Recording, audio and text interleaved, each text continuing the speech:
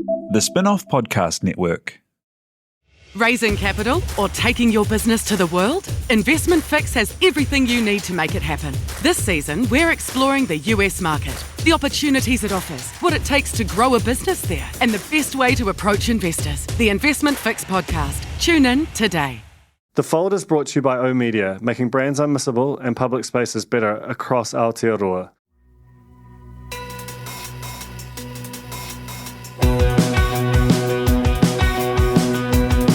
No mai hoki mai kia The Fold, e mihi nei ko Duncan tōku ingoa. My guest this week is Paul Thompson. He is the Chief Executive of RNZ, and as I note in the interview, currently our longest-serving CE at a major media organisation. He's also, I think, probably the most public and passionate advocate for public media, which makes sense given his role, but I think it's particularly important at a time like this when the government is still, as of recording, intending to merge RNZ and TVNZ and put that underneath a new organisation called ANZPM, which will go out and try and reach some of those missing audiences. I've been wanting to have this conversation for quite some time. We just haven't been able to get it together, but I think it's absolutely the right time to have Paul on the podcast to talk about what is involved in this merger, about why it needs to happen, about the challenges of it, and to talk about RNZ and what they've tried to do in the atmosphere in which they operate. So we talk about all that. We talk about the tech companies and about the sort of general environment that all media operates in as regards trust and the forces acting on that. There is a lot in this one, but I think it sort of does feel like it wraps up a lot of the big themes that I've been talking about on this podcast over the course of the year, and ultimately ends on Paul making his pitch to lead the organisation. And I think if you just hear the consideration in this, you see why we could do a lot worse than having Paul Thompson lead it. But we will see what the summer brings. This is Paul Thompson, CE of RNZ, on The Fold. Tēnā koe, Paul, and welcome to The Fold. Kia ora, Duncan. Good to be here. Thanks so much for making the time. It's a busy time of year, but there is also just so much to talk about, so I'm really grateful for it. I want to talk about the merger and some of the vision stuff that you've articulated in a recent speech. But to start with, I wanted to almost get a baseline of what the mood is like at RNZ and the general sense of anticipation, trepidation, whatever the emotions might be, heading into this kind of period of the unknown around the merger. Look, we're in good shape.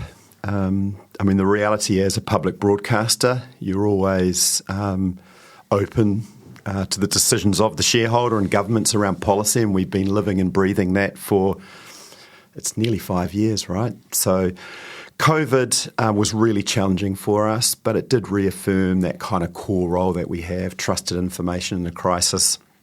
Both on-air and online audiences, really boomed.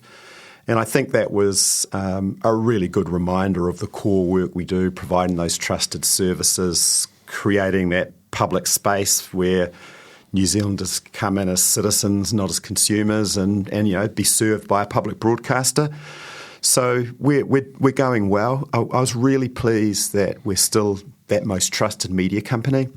And obviously in New Zealand, there are definite headwinds around media trust, and I think we're all concerned about that. And I think, Duncan, you'd probably agree, we absolutely as an industry need to think about it. But I was really pleased that RNZ still holds that position, but I'd say there's work to be done. I'm delighted with the way our teams are doing more diverse content. I just looked on our app today just to remind myself of all the diverse commission content that we now do. And then our core offering is really strong and stable. We've hired really well. Like everyone, retention is a challenge. I'm sure we're not alone in that. You'll be finding that as well. But I am really pleased with the people who work at RNZ, their mindset, and just that commitment to public media. I mean, we're not a complex organisation in that way.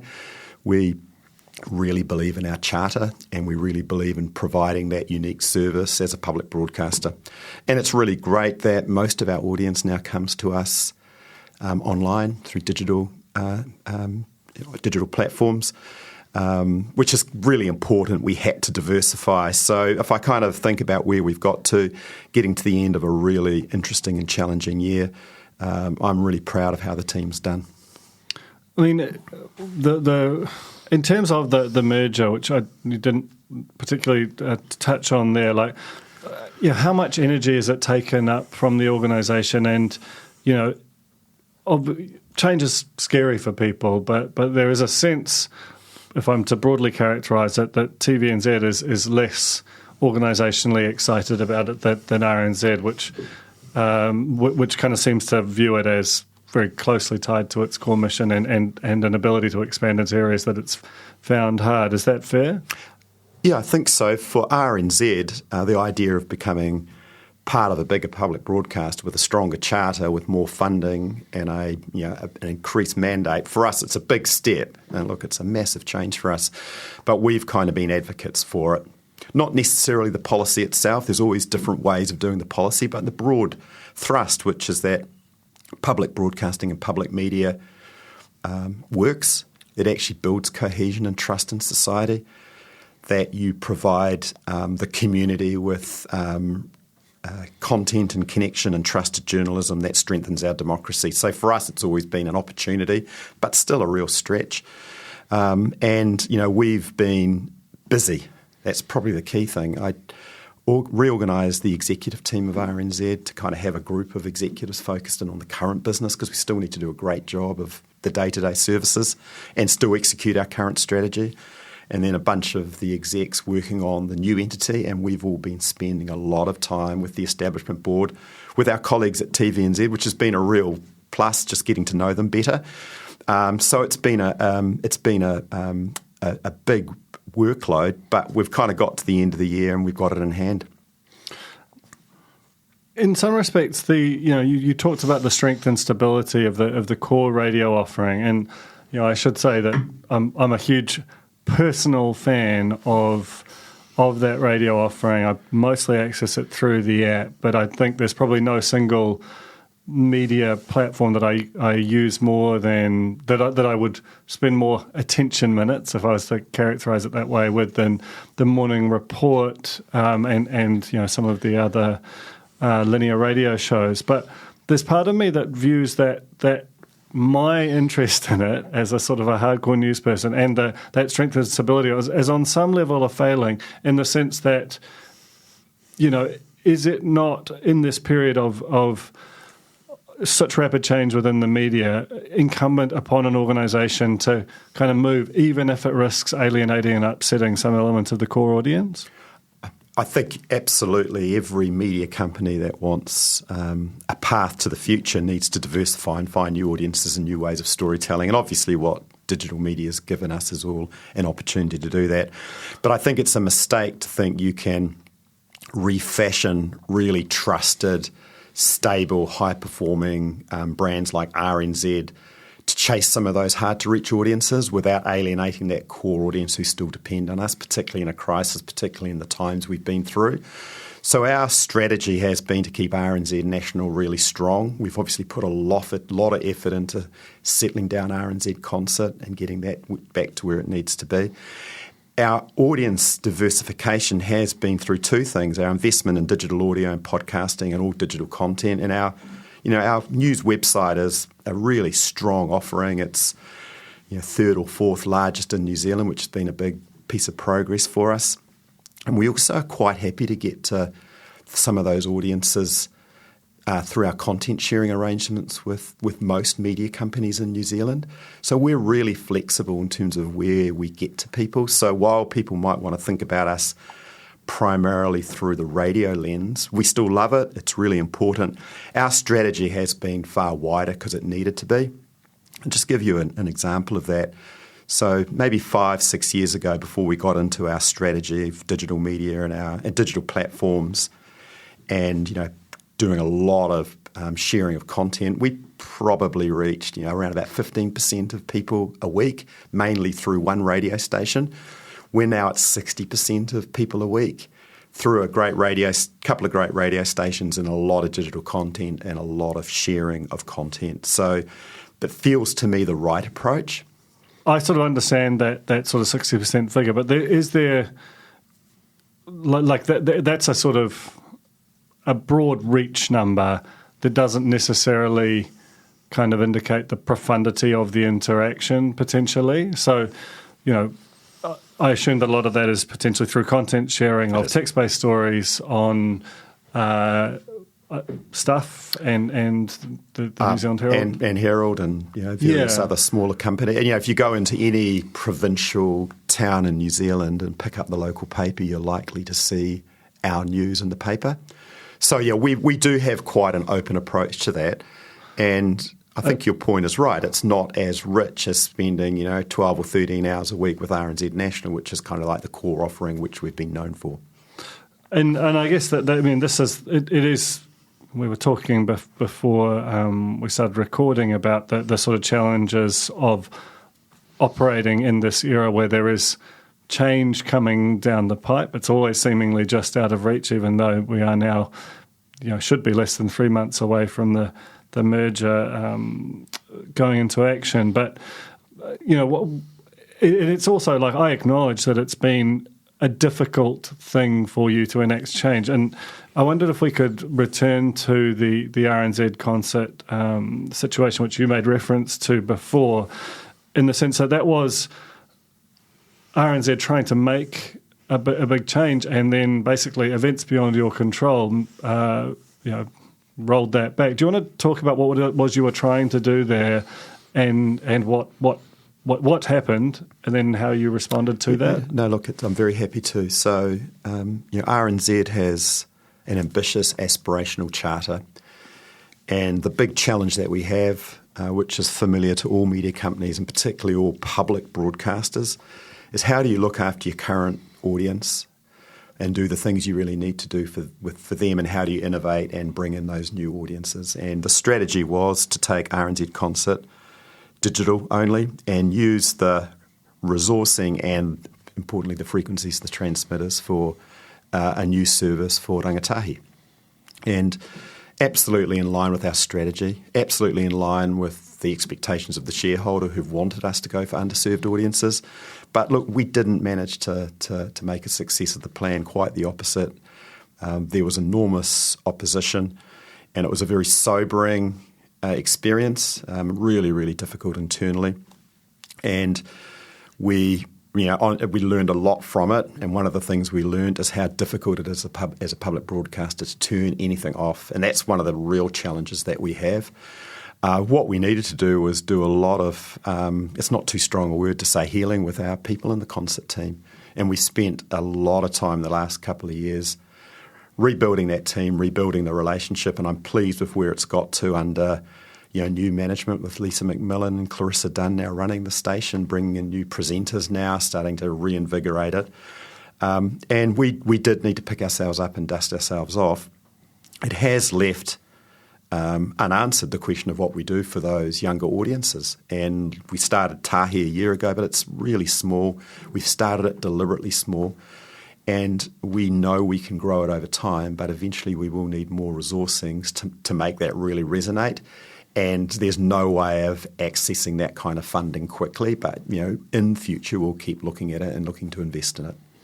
Because there is a sort of, I think it's inarguable, and even the most ardent fan of RNZ Concert surely couldn't say that if you were building this thing from scratch, as of right now, and you had two frequencies, that the second one would be devoted to, sort of classical music forms, given the gap between the breadth of your remit and what you're sort of capable of delivering. Was there, when you talk about it as use that word sobering, is there a a tension that on some level feels unresolvable between the scale of that remit, the size of your funding, and the political reality of what essentially your shareholder allowed you to do.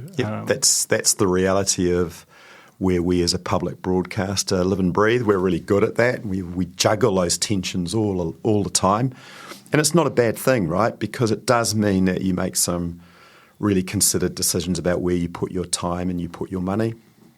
And, there's no doubt that public media in New Zealand needs more investment, and public media needs to play a growing and really important way in building a really strong media sector.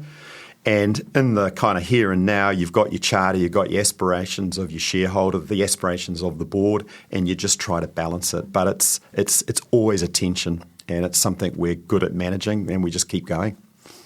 So I think, correct me if I'm wrong, but I think you might be the longest tenured CEO of any large media organisation in New Zealand now. I think with Kevin going earlier this year, that made me, yes, I think so.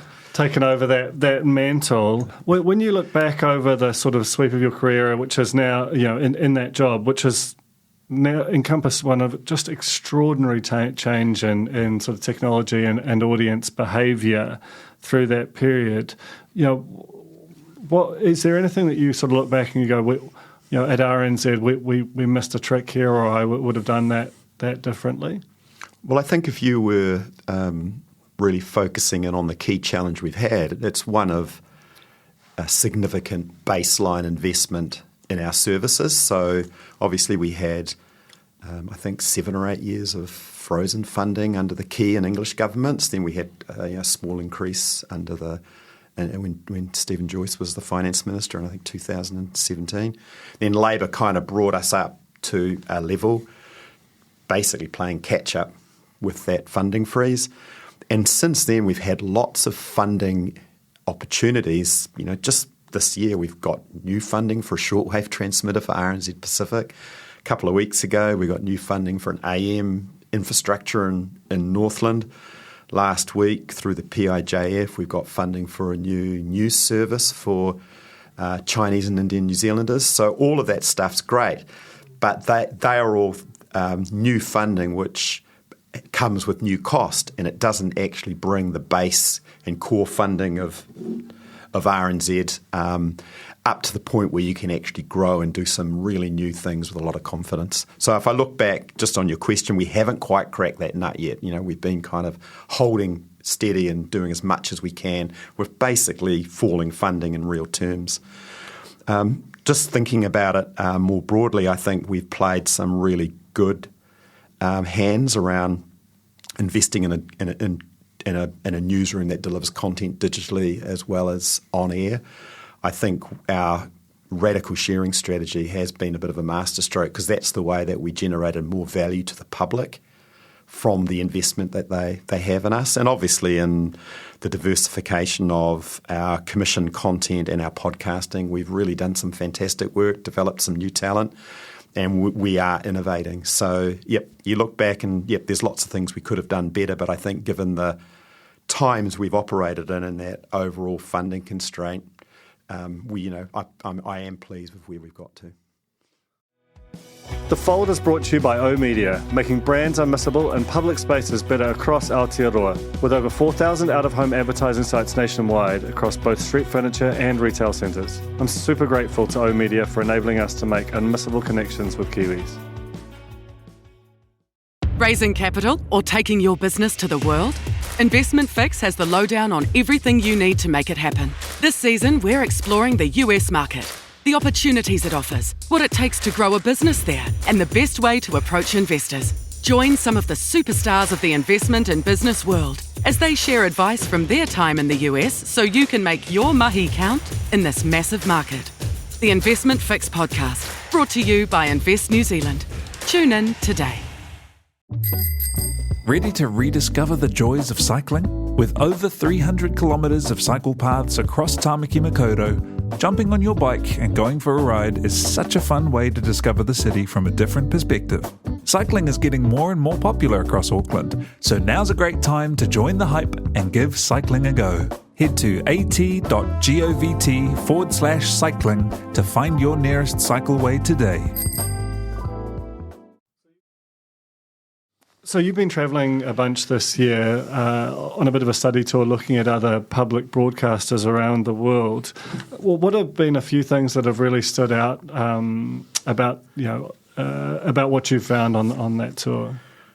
Look, probably two or three things I'd mention is public media is really effective, and it's really effective as an investment in democracy. And I spent time with the BBC and with CBC Radio Canada in particular looking at these things. And what is the kind of evidence around that? So strong public media systems are highly correlated with higher quality media, more trust both in the public media brands but also in overall media trust, more cohesion, less authoritarian government, stronger freedom of expression. So just taking a step back and looking at the kind of case for public media, it actually works, it's effective, it builds trust, and it's an essential part of being a democracy. The second thing off the back of that is it's under pressure all over the world. And it's quite sobering to think that most countries in the world don't have a system like ours. Democracies, open democracies with rule of law are probably about a quarter of nations. And shrinking. So you kind of see that the little sweet spot we've been in New Zealand, where the government's been trying to think about building a stronger public media system, has kind of been going against the grain. And you just need to look in New Zealand's own neighbourhood at the geopolitical tensions within the Pacific. And clearly RNZ, through RNZ Pacific, plays a really critical role of trusted content into that news and current affairs, into that region, into all those nations. We can't be complacent around that. So I felt quite fortunate to be in a country where we've been having a debate about public media, even if it's driven me mad occasionally. Thirdly, I looked at hybrid funding models, which is obviously what's proposed for the new entity. They're really common. They're the most common form. They really work. And spending time with colleagues in Canada, they really like the fact that 70% of their funding is public funding, 30% is commercial, because it gives them a hedge against the kind of decisions of a government to underfund you or defund you, reduce your funding. It actually helps their independence, which was really interesting to find. But through Europe, even SBS in Australia, these models are really common. So that was good as well. The sort of other theme, and you would have seen it in the speech that I gave in Tokyo, is this idea of verified, trusted information being a public good and almost being like a utility or an infrastructure that we need to provide as a country. Now, the public broadcaster doesn't need to do all of that, but it needs to be underpinning the strength of that ability of every citizen, no matter who you are, where you live, what your background is, what language you speak, that you can actually access verified, reliable information that you can trust and can help you play your role in our democracy. So those sort of things have been kind of top of mind for me. And really what it sort of came down to is that I'm an enormous believer in public media. I see it every day in the work that I do, the role it can play. But it's not about public media at the expense of everything else. And, we've been talking a lot in the policy, through this policy. The name of the policy is strong public media. But what we really need is strong media. And public media needs to kind of help create some of that strength and actually create that diversity. So that's where I've got to in my thinking. Yeah, I wanted to sort of drill into that idea of, the distinction you drew in your speech between strengthening public media versus strengthening media or strong media in general. How does that work in practice? Because I understand the sort of radical sharing which creates like a quasi-NZPA sort of thing on some level and backfills some, I don't want to say commodity news, but there is just it enables certain news organisations with a particular remit that has something in common with RNZ to save resource in some areas so they can, spend it somewhere else. But I think there is there is a fundamental issue where just the overall advertising take, if you just almost forget about digital, linear, whatever, it is just shrinking, and the power is going to the platforms. And if the public media's financial contribution is sort of standing still or increasing, especially a step change increase like the one that's proposed with the merger, while the private sectors is shrinking, because as every dollar that goes online, 70 cents plus of it is captured by, tech platforms. I'm just curious about beyond the sort of, I get that you, as an RNZ, get some reach through that, and there is some, there's absolutely upside for the private sector media, but as the advertising pool, which is still the dominant way of funding private sector media, shrinks, is it not the case that inevitably stronger public media is going to come not necessarily at the expense of strong media, but the scale of public media will naturally grow as a proportion of the total pool of particularly news media? Yeah, there's a real tension there, and the CBC, Radio Canada, have a strategy which is collaborate to compete, which I quite like. Doesn't mean the answer to your question's simple, but figure out where you can collaborate, the areas where you can collaborate, and I agree it needs to go far beyond radical sharing of content, so that you can compete in areas where it makes sense to compete, because actually competition's healthy in a media sector. It's great that we're all looking to do our best every day. So if you look at what a stronger public broadcasting system in New Zealand could deliver, maybe shouldering a lot of the burden around bringing new talent in, that's the collaboration piece, and actually then releasing them, catch and release them to the market and compete for those talents. Now, that's not something that only the public broadcaster can do, but it can certainly do a lot in that area. The other area perhaps is around advocacy and research, and kind of taking a lead for the wider interests of the media sector as well.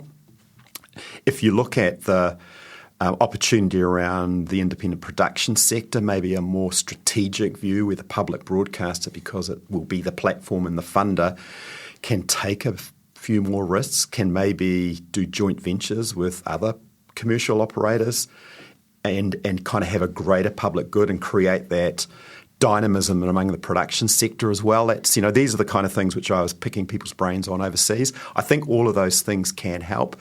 But ultimately, the nub of it is to create a public broadcaster, public media entity that actually has that collaboration instinct in its DNA. And the first thing it needs to do is ask the sector what it needs rather than putting a whole lot down the pipe at them.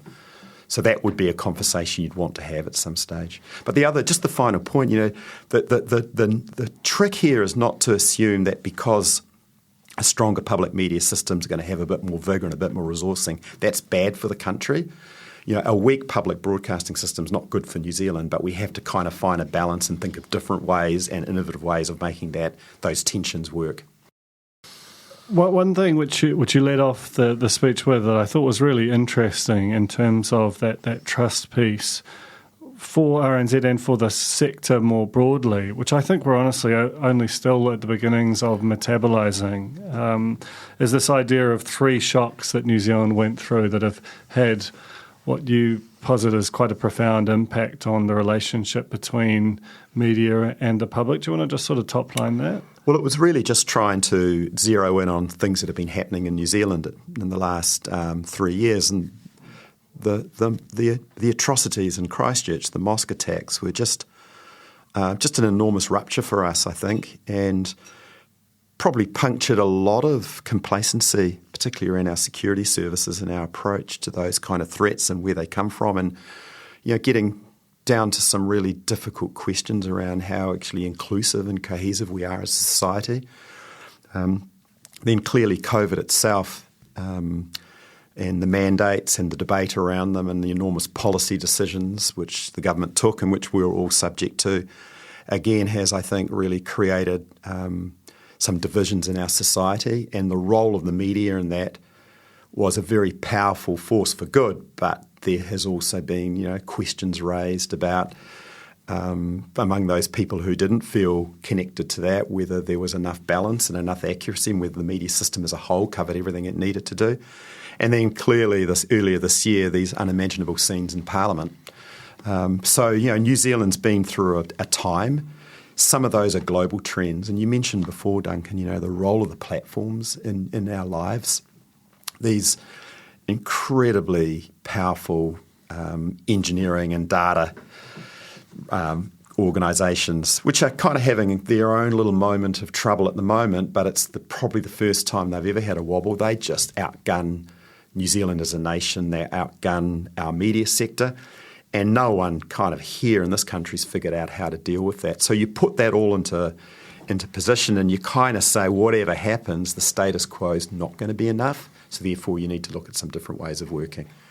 And whether that's a really effective bargaining code with the platforms to make sure that they have a social licence to provide services in New Zealand, they're supporting local content, or whether it's through strong public media, the new media entity, or whatever the government might want to do within supporting the wider media sector. All of those things I think matter more than ever.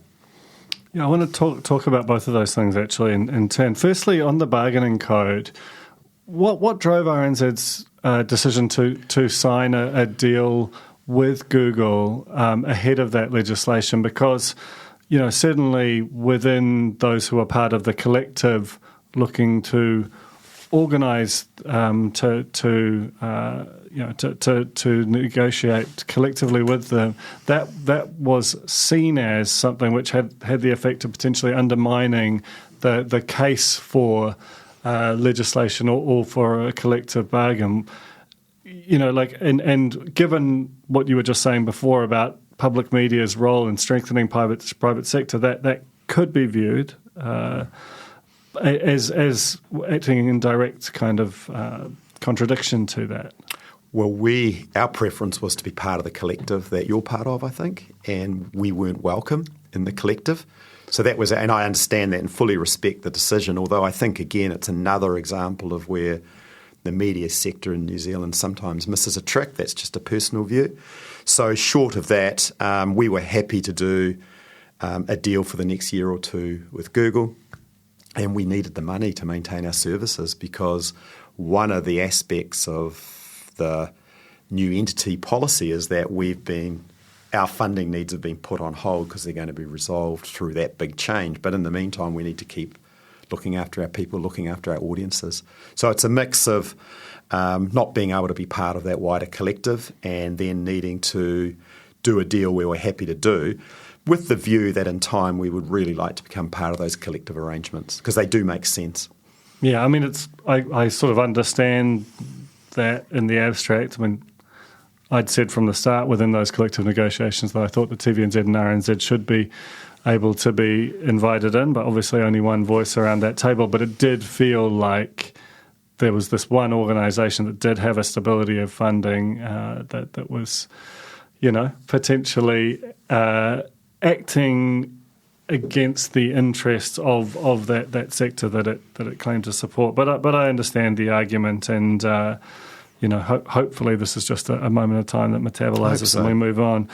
The interesting thing to me about the relationship between public media and the tech platforms more broadly is I'm really curious about what your vision for this new entity and how it relates to distributed media. It relates to the platforms. I don't know if you saw New Zealand On Air's research recently about the behaviour of young New Zealanders, and it was pretty extraordinary the extent to which their attention is just completely owned and dominated by overseas tech platforms. How does public media sort of wrestle with what it creates, where it goes, and what it's sort of surrounded by, and how it sort of competes in that completely borderless and almost unknowable environment? Yeah, a couple of comments, and we saw this through the RNZ concert debate, that there is a large proportion of the population, and they tend to be older, who still rely on traditional broadcast brands and broadcast delivery. One of the challenges RNZ has is we're a big owner and operator of the AM network in New Zealand. We provide it to most of the industry, and it's a sunset technology, but I think it's going to be a very, very long sunset. So when we think about what we do, we need to make sure that those people who want to be able to turn on the radio can get the content they're used to, and we keep faith with those people. So that's kind of the first piece, and the new policy, the new Act actually makes that clear. Current services continue in that new world. And I'm, another hat I wear is I'm the chair of Freeview. And again, we've got the same issue. How do you keep that digital television platform working for those audiences who aren't necessarily going to all be able to afford to go into a subscription model? So that's really important, the first thing. That's one of the things we do as public media. The second piece is you look at the demographic changes, and I spent a bit of time in Sydney with the ABC, and they've done some really great work at this next wave of people coming through into where they'll be the dominant market. They're not behaving in any way like we've done, and they are digital natives. They are on the platforms. They really like high quality content, and they are discerning. But they have just so much choice, they're not going to gravitate necessarily to local content. So that's a profound challenge for the spin-off, for Stuff, for the BBC, certainly for RNZ. I think the reality is you have to make sure that you keep your own services and platforms as strong as you can. But the realism is you're never going to be able to outcompete the platforms on data or breadth of content. You have to look at what makes you unique, which has to be more local content and highly trusted content. And then you need to put your content in the places where those people are, however difficult that is. And it's not an easy thing to achieve. But I certainly am not an advocate for kind of getting stuck and thinking we can create a world where they'll all come and we'll fix the problem. This is going to be a really fluid, volatile situation. And probably the touchstone is to be in their lives, those audiences' lives, where they want you to be. And secondly, make sure your content is unique and high quality and trusted. Yeah, I mean, in some respects, that to me is one of the most powerful arguments or use cases for public media in the distributed world, is that it's very hard to monetize on these platforms, somewhere between hard and impossible.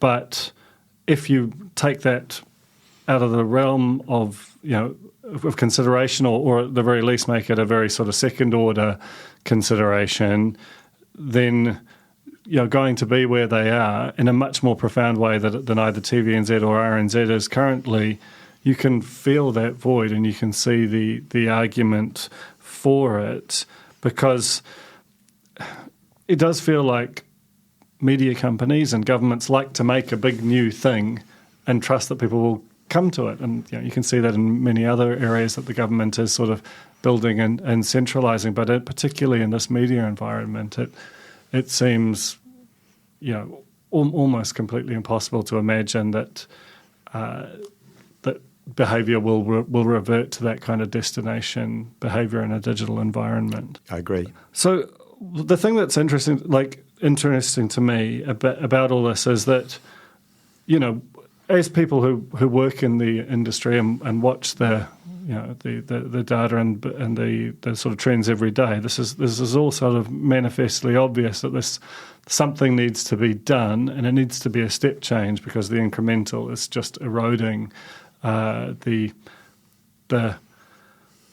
audiences, and ultimately it's if you don't do something profound, it erodes the sort of moral case for funding public media, I think. And yet it's become an incredibly controversial idea over the past few weeks, particularly. Why do you think what seems to be a totally reasonable idea has become so controversial? I think it's primarily a symptom of the times we're in, where we are in the political cycle. And you could say maybe the PIJF sowed some seeds of some of those arguments against. some of the factors we talked about before. We've had a few shocks as a community, and trust is really difficult at the moment and challenged. So it feels to me like that's the kind of times we're in. The other point, and maybe it's slightly Pollyannish, is that we are actually having a debate about the future of media in New Zealand, the role of public media within that future, which we really haven't had as a country for a long time, if ever, to this extent. So it was always going to be heated. Do you understand why? I mean, because the other part of that is that during select committee, and you made your submissions, which had expressed some concerns, but the largest volume and I suppose the heat of the concern came out of the private sector media, which felt like the bill, as initially drafted, and I think we made submissions to the same effect, was that it really didn't protect from any kind of predatory behaviour or even unintentionally predatory behaviour by the new entity. Do you understand why that concern exists, and do you think that it is addressable, or that if it weren't addressed, that it would undermine the case for the merger? I do understand those concerns. Most of my career has been in commercial media in the publishing industry, and while it's nearly a decade since I worked there, a lot of the issues that you're dealing with and which were reflected in those submissions were alive then. I've always thought the bill needed strengthening in a couple of ways. One was to really carve out that editorial independence and autonomy much more clearly, which I'm hoping will happen. The other thing I think needed to be really carefully and clearly spelt out was the public good nature of the new entity. That needed to be its DNA. And whilst it had a hybrid funding model, as we've seen from these examples overseas, as long as the public media mandate and good is predominant, you can create something which does a great job but doesn't distort the market, because I don't think anyone would benefit from that. So I would like to see some changes in that area as well. And my final comment would be, and with respect, a lot of those criticisms are from a particular point of view and affecting your interests, and you have to be able to make them. But there is a wider argument to be made which says that making public media in New Zealand weak is not necessarily right for New Zealand as a whole.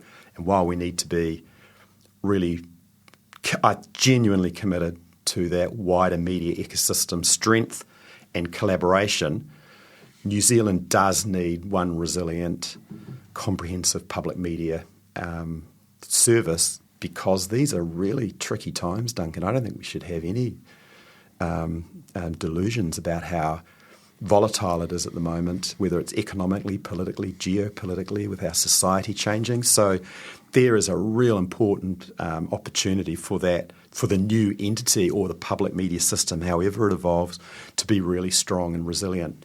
But I think it would be a singular failure of the policy, this is a really strongly held personal view, if it became carnivorous, if it was not clear that it needed to actually have collaboration as its superpower. And I think it should be monitored on how well it creates strength across the entity. No one's going to believe and accept that until you build the thing, get it up and running, and show with your deeds that it's actually different. And that's, I think, the gap that we're in.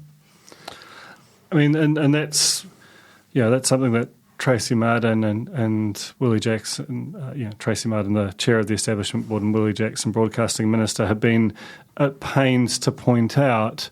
I think the thing that, it's very hard to sort of trust, as you say, this is happening in a period of declining trust. There is and the PIJF, for all its benign intentions, I think, has through a combination of what it has funded and how that funding has been framed, had a slightly corrosive impact on public trust of media. How important is it to sort of manage that sort of politicisation or a perception of politicisation of the content that is created for those missing audiences in a way that doesn't feel like it has a slight thumb on the scale towards the side of politics that sees and broadly funds public media, and the side which is, broadly speaking, a little bit more suspicious of it? Great question.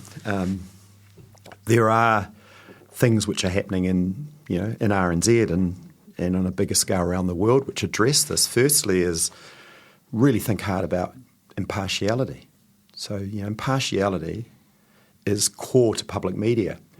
How do you actually measure that? How do you actually make sure that you haven't got built-in assumptions in your interviews or in your commissioning?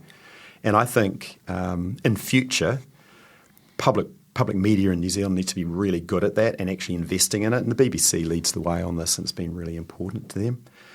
Second point is make sure your people, the people you hire and the people in the organisation reflect the whole community.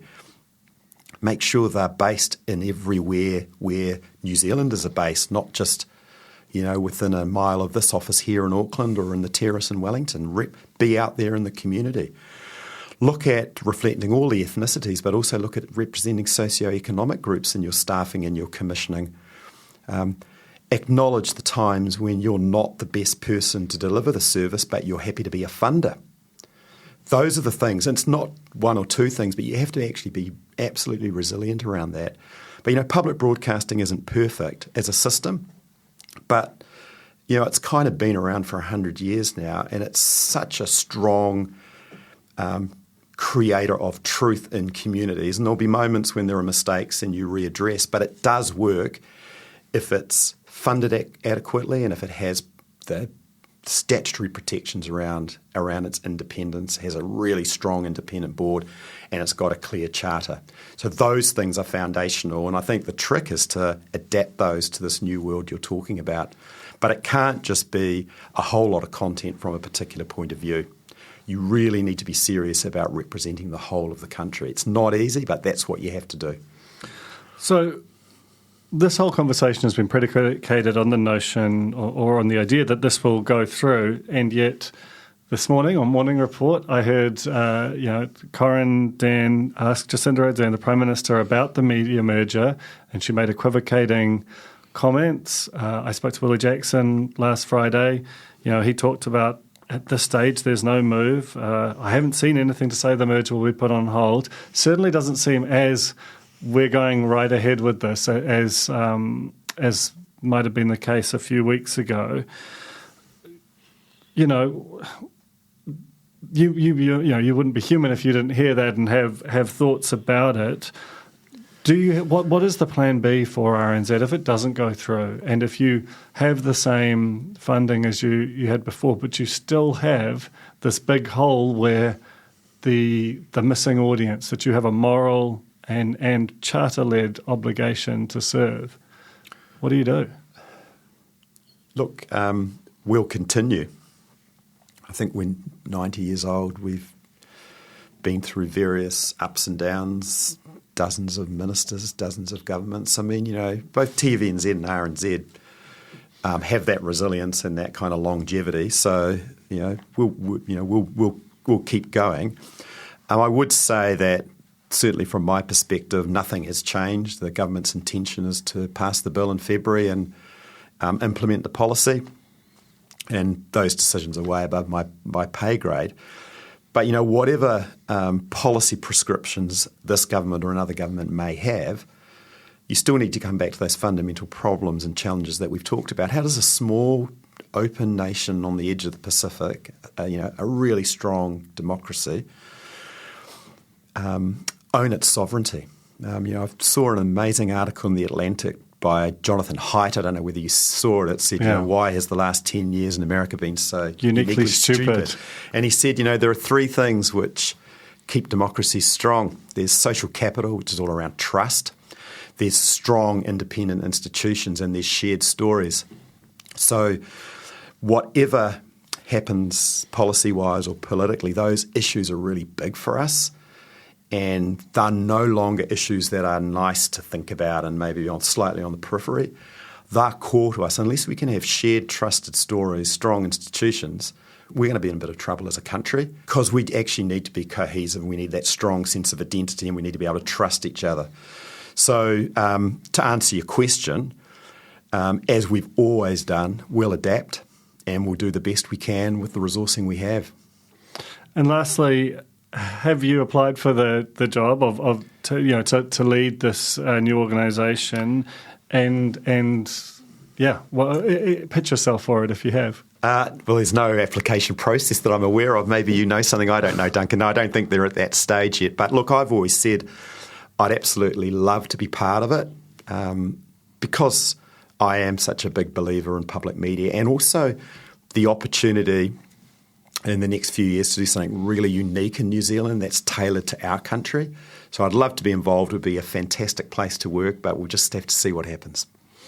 All right. Hey, thank you so much, Paul. I realise it's a tricky thing to talk about given the stage it's at and all that it contains, and a very hard time of year to get such a big chunk of your time. So I really appreciate you coming up. Thanks for the opportunity, Duncan.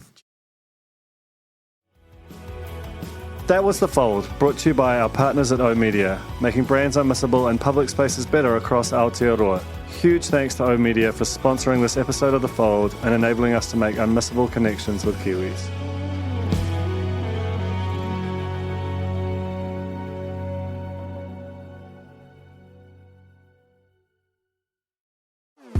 Talofa lover, I'm Madeline Chapman, editor at The Spinoff.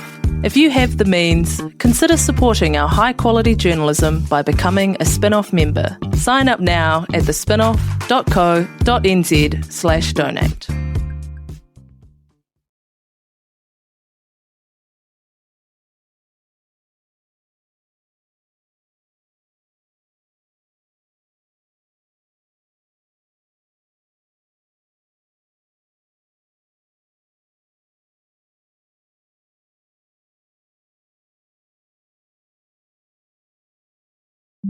The Spinoff Podcast Network.